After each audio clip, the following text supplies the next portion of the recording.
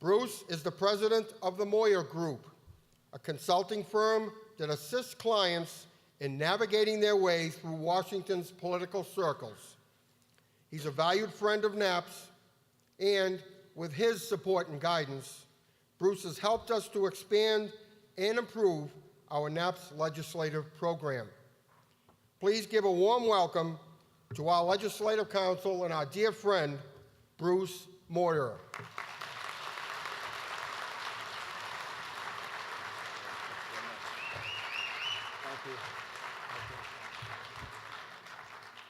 Thanks, Jay, very much for that warm welcome. And good morning, everybody. Good morning, NAPS delegates. Welcome to Washington. I couldn't hear you. Yeah, that sounds better. Okay, on three. Yeah, thank you, thank you. Glad you're here. I'm going to stroll around the stage, if that's okay, a little bit. And I'm actually the warm-up act for the Postmaster General. At whatever point that he arrives, I'm going to suspend my comments, and then we'll hear from the Postmaster General, then take a break, and then continue on with the training for the remainder of morning of the. Many of you, this is my 13th, by the way, my 13th year serving you, and it's an honor and a pleasure to be with you. Lucky 13 this year. But some of you, I know, have been here for many, many more years for our LTS, going back to the very beginning. And wow, you're such a good-looking group. It's really, you get better looking every year when I look around. Really? Wow. Those of you who are here for the first time, first-timers, we especially welcome you to Washington and to the LTS, and what a great event it is. And we'd like to acknowledge your presence. We want to support you and hope you're back next year. And want to take the opportunity, first of all, to ask all of you who are here for the first time, for this being your LTS, let's please ask you to rise, and let's give you a hand. Excellent. Great.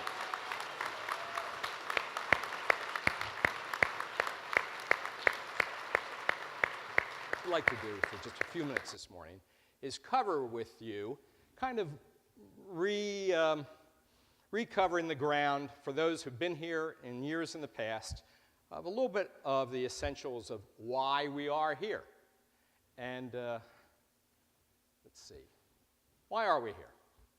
Who was it? Was it a presidential candidate who once said during the debates, why am I here? Why are we here, really? We are here to represent the interests of the Postal Service, and particularly postal supervisors. And representing means not simply standing in place and knowing who it is and why we're here, but in the active sense of projecting a message to Congress. Now, why Congress?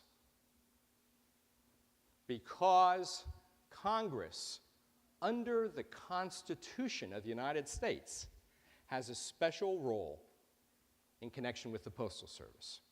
Under the Constitution, not simply a policy of the post office, not simply because of a law, because of the underlying legal framework that governs our country. In the Constitution, I think it's Article 2, Section 2, it provides for the responsibility of Congress to provide for roads and post offices. All the way back, going back to 1789, that underlying responsibility to provide for post offices, to create a communications network for the country that has endured and contributed to this country's welfare and success and prosperity for more than 200 years. And that relationship between Congress and the Postal Service has been one that has endured but has changed over the course of time. Up until 1970, Congress, as you know, the president was responsible for appointing all postmasters. For those of you who might have read that book, Team of Rivals, about President Lincoln and his cabinet, you know that one of his most trusted advisors was the Postmaster General.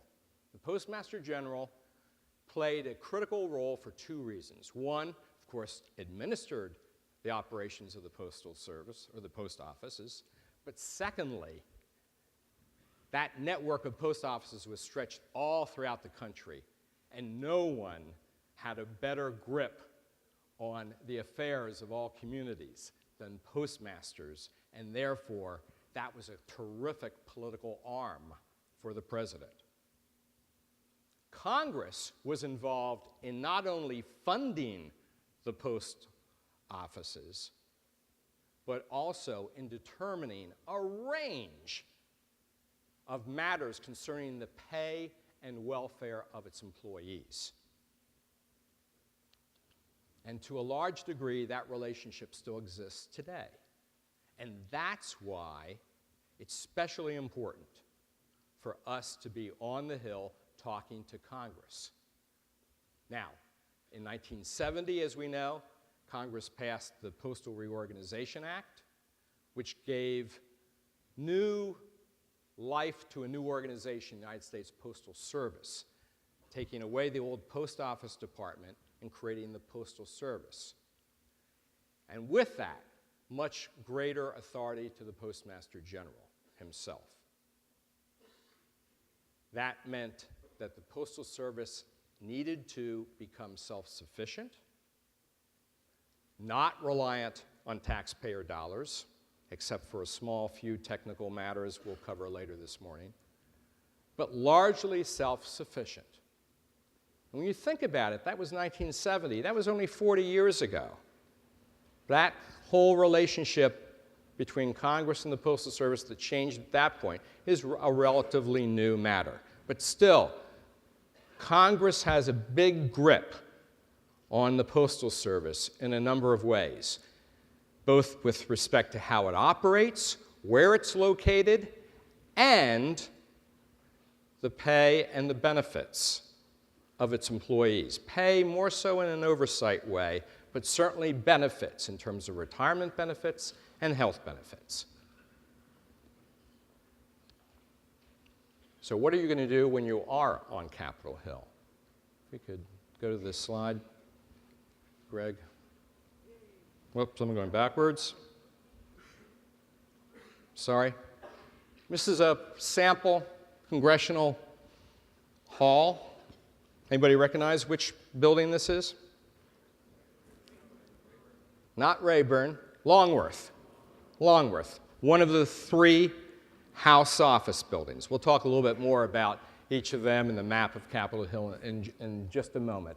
But why are you walking these halls? You're walking these halls to meet with congressional offices to press a legislative agenda. Is that unique to NAPS? No, not at all. Not at all. Here's the relationship, of course, between the Postal Service and the Constitution.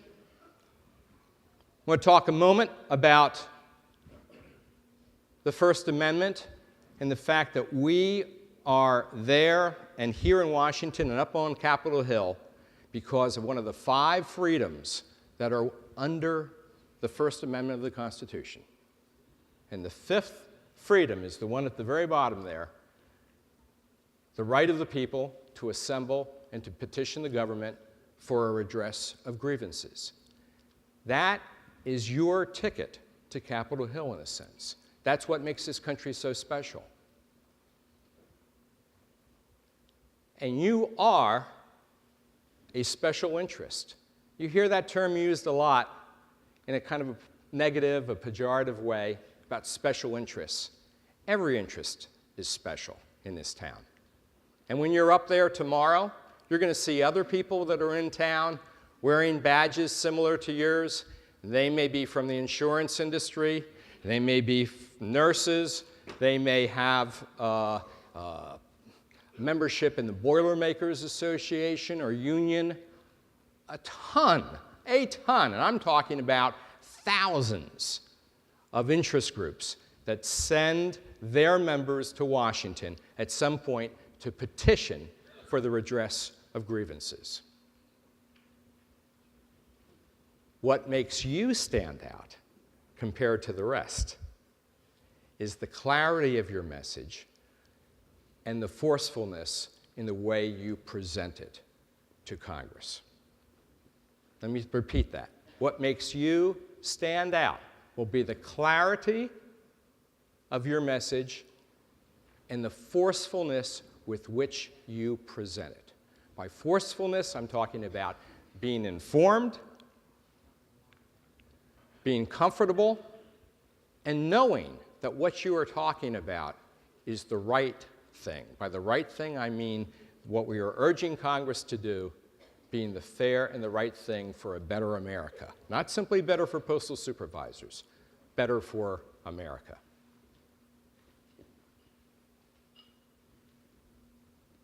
The other word that sometimes gets a bad rap is lobbying. You're going to be up there as citizen lobbyists. You're going to be up there as postal supervisor lobbyists. There's no reason to back off from that word. Lobbying is co-joined with the First Amendment in terms of the petition of grievances. So stand tall when you're up there. Look professional. And stand for the same things that all the predecessors that have been on the Hill on behalf of NAPS before you have stood there and represented and advanced NAPS interests. Here's a cartoon of either congressmen or other lobbyists running across the Hill saying, "The facts are coming, the facts are coming." They know that you're coming. You're bringing facts and information to the benefit of Congress. It's only through an informed House and an informed Senate that they can do their job and enact policy. Policy is what it's all about. You are selling changes or the affirmance of policy. That's what gets done in Washington. It's not a word that we hear a whole lot about. But policy covers laws, it covers directions that are sent out by the agencies themselves to their employees, to the public. It's all about policy. When you step on the Hill, you are promoting a change in policy or the retention of current policy, because it's to the betterment of the Postal Service, and secondly, it's to the benefit of postal supervisors. Now, there are 7 postal employee organizations. 7. 4 of them are unions. 3 of them are management associations. The 4 unions are the American Postal Workers Union, the 2 letter, that of course you know, the clerks. Secondly, the 2 letter carrier organizations, National City Letter Carriers, or National Association of Letter Carriers, and the rurals. And then lastly, the mail handlers. The other 3 groups are the 3 professional management associations. The 2 postmaster groups, NAPS and the League of Postmasters, and then the postal supervisors. The 7 groups here in Washington work very closely together. There are lots of issues that concern policy, postal policy, that we are joined at the hip on.